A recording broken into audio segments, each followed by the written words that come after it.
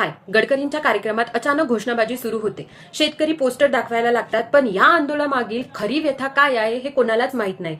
हे घडलं 18 मे 2026 रोजी नागपूरच्या जलसंवाद कार्यक्रमात.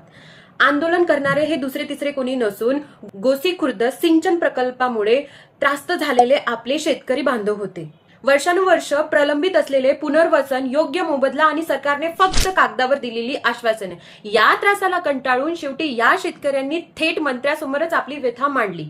या गोंधळानंतर नितीन गडकरींनी सुद्धा अत्यंत संयम राखला.